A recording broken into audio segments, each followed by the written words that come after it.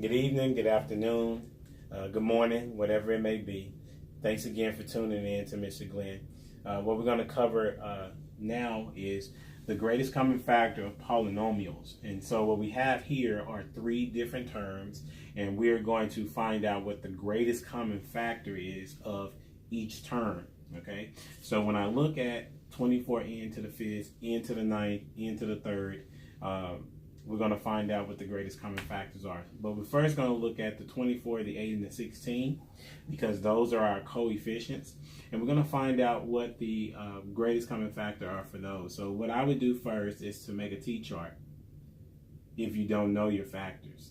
Okay, so 2 times 12, 3 times 8, 4 times 6. And then for 8 is going to be 1 and 8, 2 and 4. For 16 is going to be 1, 16, 2 times 8, and 4 times 4. Now the greatest common factor, meaning the greatest number that they have in common, as you can see, is going to be 8. So 8 is going to be part of our greatest common factor to begin in a later lesson to reduce these terms. Then we look at the variable and the exponent. As you can see, they have the same variable, but they have a different exponent. Now, to find out what the greatest common factor of the exponents are, you're going to have to find the least number, the least exponent. So let me show you. So if I wrote out 5 n's, and then I wrote out, sorry, that's not 5, is it?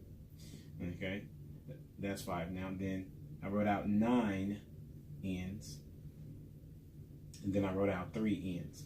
Now the question is, what's the most amount of n's I can take from each of these particular situations, right? The most that I can take is 3, right? So that's why n to the 3rd is my greatest common factor, and therefore the greatest common factor of these terms is 8 times n to the 3rd. Okay, now moving on to a similar problem, just has some additional variables. The process is still the same, it's just a little, maybe a little longer. But what we're going to do first is what? We're going to look at the, what are these called? We just talked about it, right? These are our coefficients. So we're looking at 49, 21, and 35. And if you did it correctly, you will find out that 7 is our greatest common factor between 49, 21, and 35. Then we're going to look at a to the 4th, a to the 3rd, and a to the 2nd. Now, what's the smallest exponent? It is a to the 2nd, right? Then we're going to look at the next ones. We're going to look at b to the 5th, and there's no b to the 5th, and b to the 4th. There's no b here. So there is nothing to take away that's going to be the same for them for all 3 terms. So therefore, the greatest common factor is 7a to the 2nd. So that is how you find the greatest common factor of polynomials.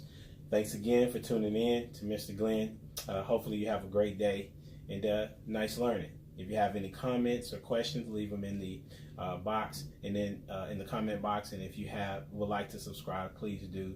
And share with people that you think may need this information as well. You have a great day. Bye.